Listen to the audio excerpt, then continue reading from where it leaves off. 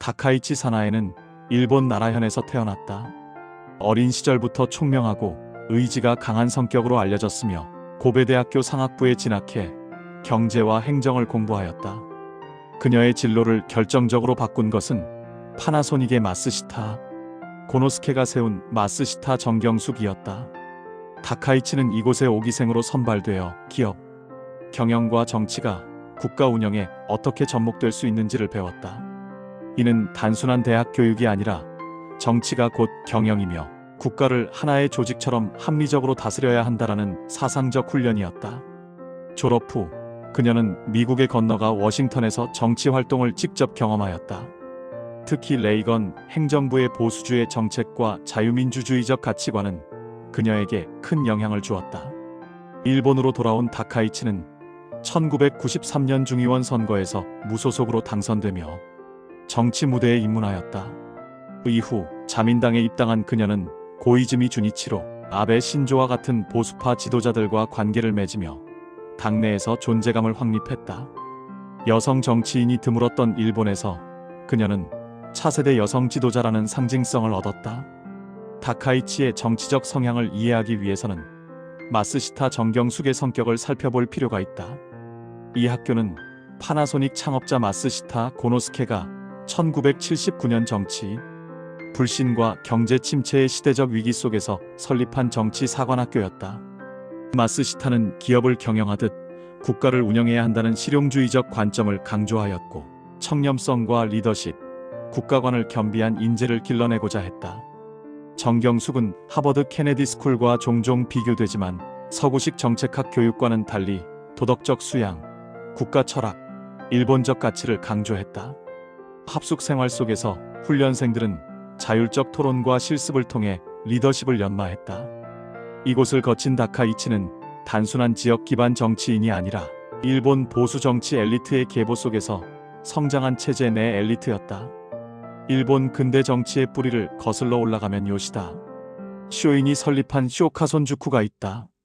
막부 말기 요시다 쇼인은 자신의 집 근처 초가집을 사숙으로 개조해 젊은 무사들에게 유학, 병학, 정치 사상을 가르쳤다. 그는 일본의 위기를 외세 침략과 내부 부패에서 보았고 젊은 세대가 나라를 새롭게 해야 한다고 역설했다. 이 사숙에서 배출된 이토 히로부미, 다카스기 신사무 등은 메이지 유신의 주역이 되었다. 쇼카손주쿠는 신분을 초월한 열린 토론과 실천적 행동으로 일본 근대 국가 건설의 정신적 토대를 마련했다. 일본 보수 지식인들은 종종 마쓰시타 정경숙을 현대판 쇼카손주쿠로 부른다. 다카이치가 정경숙 출신이라는 점은 그녀가 무의식적으로 일본 보수 정치의 역사적 계승 속에 위치하고 있음을 보여준다. 다카이치 사나에가 보수 우파로 자리매김한 또 하나의 이유는 아베 신조 전 총리와의 관계다. 아베는 헌법 개정, 안보정책 강화, 야스쿠니 참배를 통한 역사관 표출 등 강력한 보수 의제를 추진했다. 다카이치는 일찍부터 아베의 정치 노선을 공유하며 아베의 계승자라는 평가를 받았다. 그녀는 총무성 장관 등을 역임하면서 통신방송 정책에서 보수적 색채를 드러냈고 야스쿠니 신사 참배 의사도 숨기지 않았다. 이는 주변국의 비판을 불러왔지만 일본 내부 보수층에게는 큰 지지를 얻는 계기가 되었다. 여성 정치인으로서 흔치 않게 강경, 보수 이미지를 선명히 함으로써 당내에서 확고한 기반을 다졌다. 다카이치가 보수 우파로 귀결될 수밖에 없는 배경은 세 가지로 요약된다. 마쓰시타 정경숙이라는 정치 사관학교 출신. 이곳의 교육은 현실 정치보다는 국가 운영 철학과 도덕적 책임을 중시했으며 이는 자연스럽게 전통과 질서를 중시하는 보수주의와 맞닿았다. 쇼카손주쿠에서 메이지 유신 주역들이 배출되었듯 일본 정치사에서 위기 속 리더 양성은 곧 보수적 국가 재건과 연결되었다. 정경숙 역시 이 전통을 계승했으며 다카이치는 그 산물이었다. 아베 신조라는 강력한 보수 지도자와의 밀착, 그리고 일본 내 보수층의 지지를 얻기 위한 전략적 선택. 보수 우파의 강경 노선을 따르는 것이 그녀가 당내 입지를 지키고 권력을 확대하는 가장 확실한 길이었다.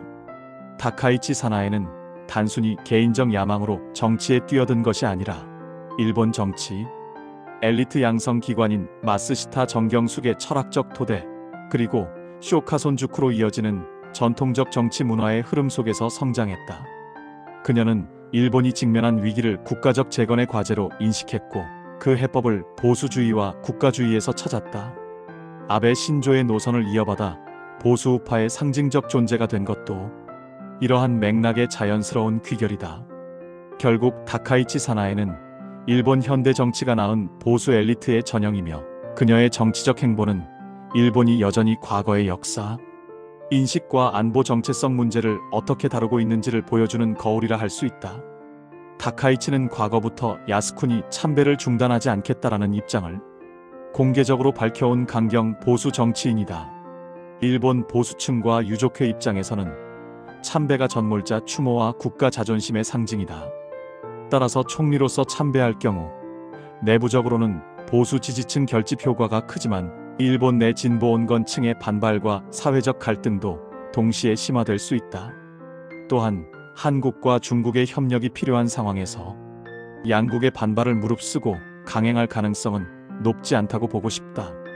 미중 전략 경쟁 속에서 한미일 안보 공조가 중요한데 일본 총리의 야스쿠니 참배는 한국과 중국 모두와의 관계를 악화시켜 미국 전략에도 부담이 되니 미국은 비공식적으로 일본의 자제를 요청할 가능성이 높다.